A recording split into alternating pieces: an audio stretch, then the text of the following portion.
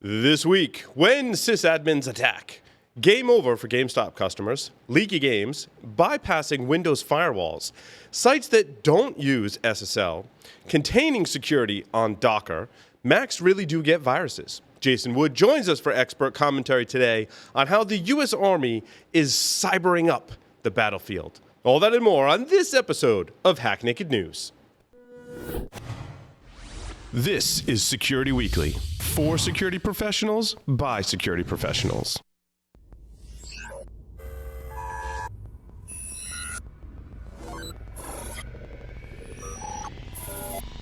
Broadcasting live from G-Unit Studios in Rhode Island, it's the show that brings you the security news each week. And despite popular belief, we do wear pants. It's Hack Naked News.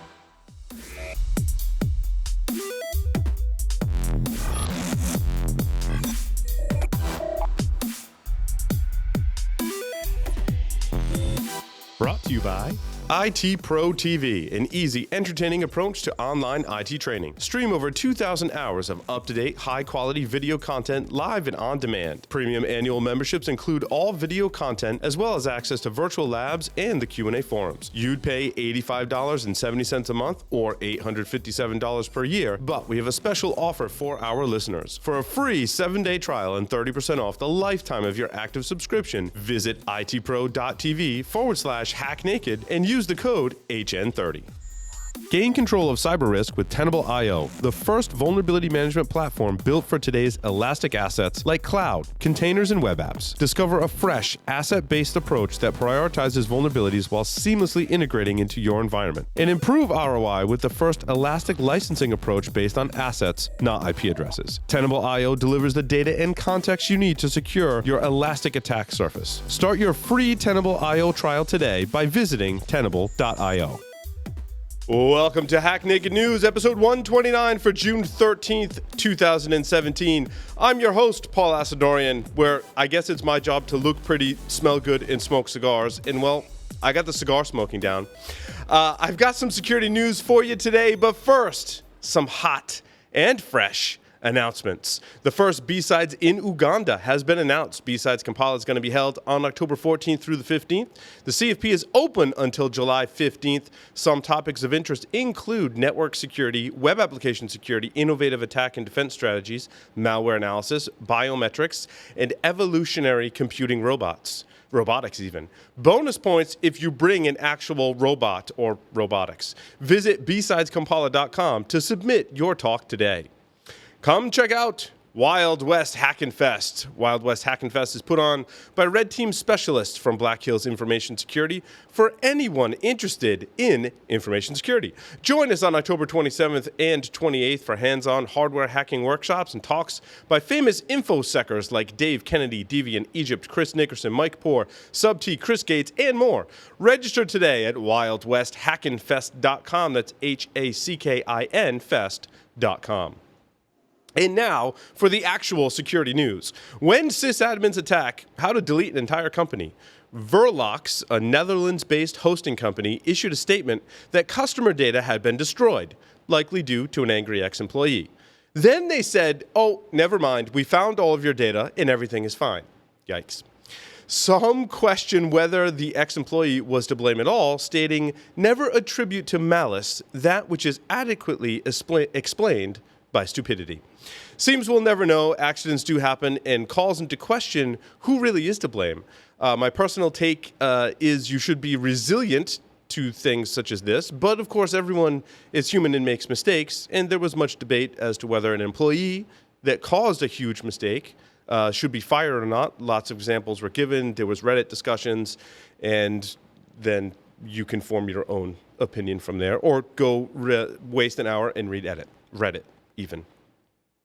GameStop online shoppers officially warned of a breach. GameStop customers received breach notification warnings this week, cautioning them that their personal and financial information could have been compromised 9 months ago. According to postal letters sent to customers, GameStop said an undisclosed number of online customers had their credit cards or bank card data stolen, including the card numbers, expiration dates, names, addresses, and the 3-digit card verification values, or CVVs. The breach occurred between August 10th of 2016 and February 9th of 2017, according to GameStop. They also said no retail customers were impacted. It is now believed that GameStop.com was hacked and that the data was stolen through the use of malware. Seems as though it's probably a bad idea and probably not PCI compliant, if I were to venture a guess, to store CVV numbers for online merchants. Google's news algorithm is serving up penis pills, according to the Register. Turns out this story is really not all that interesting as it sounds. If you become an authorized source for Google News, which does require you go through some process of approval, you can tailor your content based on the refer being set to news.google.com and serve ads at people like targeted at like Jack Daniel, just as an example, throwing it out there, for all sorts of male enhancement drugs. And there you have it. Let's hope this is not a growing trend. Witcher 3 developers won't bow to extortion for stolen Cyberpunk 2077 files. I know most of you are like, what are you talking about? Well, this falls in the category of more content falling in the hands of attackers who then demand a ransom. This time, there will be, however, no compliance as CD Projekt Red, the developers behind The Witcher 3, got out ahead of any potential leak by stating, an unidentified individuals have just informed us that they are in possession of a few internal files belonging to CD Projekt Red. Among them are documents connected to early designs for the upcoming game Cyberpunk 2077. A demand for ransom has been made, saying that, and they stated we will not comply. Good for you. In this case, it served as some PR for the company, as we're talking about it now. On the bright side, anyhow, tracking down the leak might prove more difficult. Sneaky hackers are using Intel management tools to bypass the Windows firewall. In the article, it states the group, which Microsoft has discovered and named Platinum, has developed a system for sending files, such as new payloads to run in new versions of their malware, to compromised machines. Platinum's technique leverages Intel's active management technology, or AMT, to do an end around the built-in Windows firewall. The AMT firmware runs at a low level belonging to the operating system, and it has access to not just the processor, but also the network interfaces. AMT has to be turned on in addition to serial over LAN, which, if you're not using that feature, should be turned off. More technical details, as well as pretty pictures, can be found in the article in the show notes for this episode. It's worth checking out. News and sports websites are vulnerable to attack. A study was conducted and found that news and sports websites don't use SSL as much as finance and technology websites. I probably could have told you that without doing a study. In the article, it's quoted, "It's like news and sport content providers don't value the security of their content," Professor Woodward said. They're leaving themselves vulnerable to attacks like cross-site scripting, where an attacker can pretend something's coming from a website that it hasn't. But Professor Woodward warned against putting too much faith in sites that appear to have the most up-to-date and comprehensive security protocols in place. And sure, SSL is not a silver bullet. However, it does offer some protection from password snooping and cross-site scripting like the article mentions. Docker is aiming to improve Linux kernel security with LinuxKit. Security is critically important for Docker, and LinuxKit represents an opportunity for us to help improve security forward, said Nathan McCauley, Director of Security at Docker, who told eWeek within the LinuxKit effort, there are a series of incubated projects that are focused on improving the security of Linux, according to McCauley. Docker and the LinuxKit project are focused on making sure that all the Linux kernel security work moves upstream into the mainline Linux kernel. This is good news as we see more widespread adoption of this technology. Security is crucial. Mac malware installs ransomware and spyware. Turns out Macs do get viruses. Mac users need to be aware of two new malware-as-a-service threats found on dark web websites. One focused on spyware as a service and the other focused on ransomware. All targeting the macOS platform with new criminal cyber attacks. Sounds so evil and vicious. According to researchers at Alien Vault and Fortinet, which announced their analysis on the services on June 9th. It appears that they come from the same group. The new Mac spyware, straightforwardly named MacSpy, uses Tor for communications, records keystrokes and audio, and can capture a screenshot every 30 seconds, according to Alien Vault. Another service found by network security firm Fortinet, dubbed Mac Ransom, offers some of the same features along with encrypting a victim's files in a ransomware as a service model. I think they could have at least come up with more fun and interesting names. And that rounds out the security news for this week. We've got some expert commentary from Jason Wood coming up about the Army cybering up the battlefield. But first, a word from our sponsors.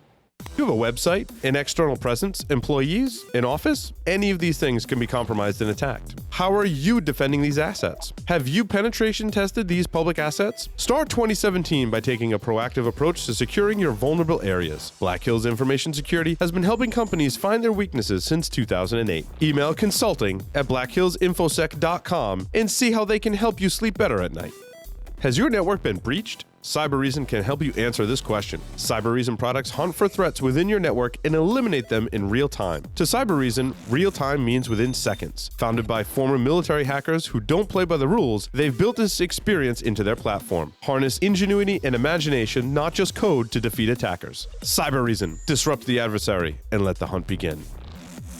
Welcome back, everyone. Quick announcement for itpro.tv. Their courses now include Computer Hacking Forensic Investigator V9, Kali Linux CompTIA A+ 901, and Accelerated CompTIA Security Plus. Premium annual memberships include all video content as well as access to virtual labs and Q&A forums. You'd pay $85.70 a month or $857 per year, except you watch and or listen to Security Weekly, so we have a special discount. For a limited time, get 30% off monthly membership for the lifetime of your active subscription by visiting itpro.tv/hacknaked and using the discount code HN30. Jason Wood from Paladin Security is here with us. Jason, welcome to the show. Hey, Paul. How are you doing today? Doing fantastic. I'm all ready to hear about the Army cybering up. That's like a new usage of the word cyber for me. We're cybering. I'm doing cybering. First we had Google, now we have Googling, and we're just getting cyber, and now we have over the place. Now we have cybering. It's appropriate. It's appropriate. That's right. So I hope everybody has their resistance built up to the word cyber, because we're talking Department of Defense, and everything is all about the cybers. If you're drinking on the word cyber, fill up your cup now. We'll wait. It's fine. Pretty much, because here it comes. So there's been a lot more discussion lately about the idea of using cyber capabilities in offensive military operations. In fact, there's one congressman who has called for creating essentially a kind of like a separate national guard of cyber operators, I guess would be the term, or that's their mission. It would be their mission. He laid out the idea that, hey, we needed this capability, and many of the folks who already have expertise in computer security and offensive operations and defensive operations may not actually fit the physical requirements, fitness requirements rather, for military service. So he wants to create this special unit out there, kind of like the National Guard, to fill that role. Well, the Army obviously is also taking a look at this. All the branches of the service are, and they have looked at the situation and realized that countries just like the United States and our allies and our everybody are building more and more things on the using the internet to communicate, to help share intelligence and coordinate movement between troops on the ground. There is a problem with that, though, when you get into communications with forward deployed units.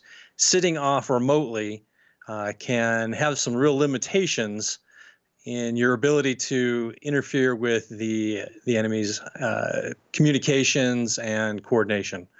So they have actually started building up units that are being embedded and forward deployed specifically for cyber operations, offensive operations at that. Which kind of contradicts, the congressman's idea of this, well, they'll never be forward deployed, but he's talking about something else. The Army is looking at saying, no, they're going to be right in the middle of it. These units would be deployed right at the battle's front, and their job would be to try and prevent the enemy from deploying their troops and responding to things that the United States Army would do. I think that's great, though, because when you talk about a lot of the battlefield communications, right, like they're not really using the internet. It's all a lot of site-to-site technology, right, or radio communications. It would make sense that we would forward deploy troops to disrupt the enemy's communications, as I'm sure our enemies do as well. Right, and we've been doing that for a long time, right? Radio communications and trying to jam that's not new. But because of the systems we're using, I said internet, but really what we're talking about is networked communications that are occurring, maybe outside of the internet, but like you said, they're, local site communication networks or whatnot. And it's interesting if you go look at the Wired article to see, where we're at and the progression of this. They have a picture of a soldier up there at Fort Irwin at the National Training Center during an exercise, conducting operations against the blue team, essentially. And if you look carefully at the picture, you can see there is an alpha USB wireless antenna hanging from some of the equipment. He looks like he's using he does have an alpha wireless USB card. I do see that now. Exactly. And it looks like that's just a camera tripod. So they are cobbling this together, it looks like, real time, and trying to figure out how to make this work. Regardless of which, with this increased attack surface, right, not just radio jamming, but now we can start trying to disrupt things with their network communications. They did an exercise in May where the blue team is going up against the NTC's Op4 or opposing force in a large exercise, and they had an armored unit that was starting to deploy their forces out there to attack Op4, and they deployed the NTC deployed their countermeasures and cyber offensive capabilities against them. And what the ended up result was they disrupted the communications well enough that the commanders had to pause what they're doing and try and make sense of what was happening. That pause was long enough for a simulated artillery barrage to land on top of the armored units and effectively wipe it out. So this is going to be something kind of interesting to watch and see how it pans out. There are plenty of examples in the news where we can see that the United States conducted some kind of cyber operation, or somebody did, and it didn't quite have the results that we hoped for.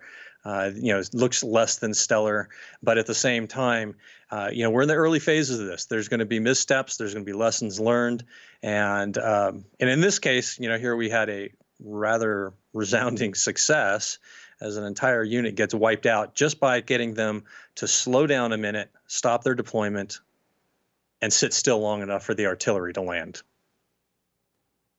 I encourage our readers to check out the Ars Technica article in the show notes and read the comments about all the cyber. It's pretty hilarious. Just saying.